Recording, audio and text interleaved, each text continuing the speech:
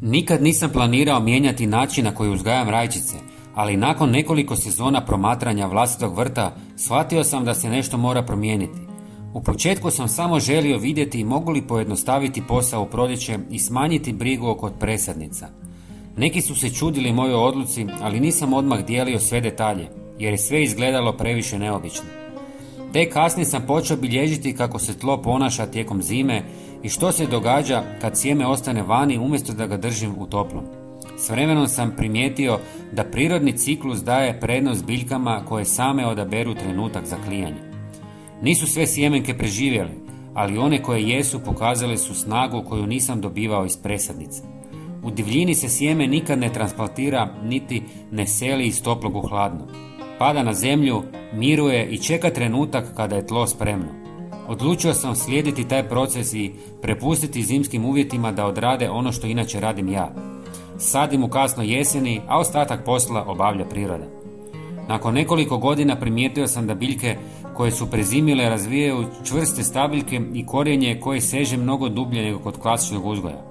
Zbog toga bolje podnose nagle temperaturne promjene, rjeđe obolijevaju i ne trebaju stalnu dodatnu njegu.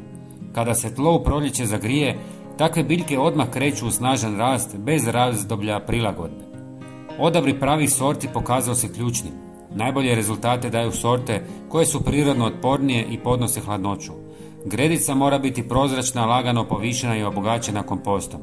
Sjeme lagano prekrijem tankim slojem zemlje i ostavim pod zaštitom malča. Ništa ne diram sve do proljeća. Tijekom zime sjeme prolazi kroz prirodnu selekciju i samo najžilaviji primjerci nastavljaju život.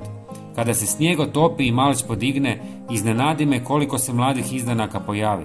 Često imaju tamniju, blago ljubičastu boju početka, što je normalan znak prilagodbe hladnoći. Ako biljke postaju gušće, potrebno ih je prorijediti kako bi svaki primjerak imao dovoljno prostora.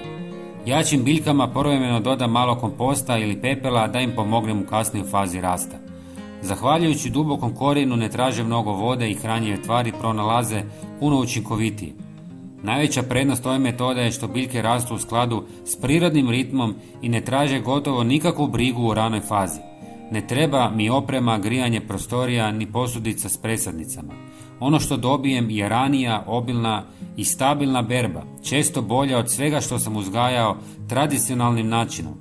Osim što je jednostavna, metoda smanjuje rizik od bolesti i stresa, daje snažnije biljke i poboljšava okus plodova. Sve se odbija prirodno, bez prisile, bez potrebe da žurim sa presađivanjem. Nakon što sam vidio rezultate kroz više sezona, prestao sam se vraćati starom načinu, jer biljke koje prezime uvijek pokažu najviše snage, otpornosti i dugovječnosti.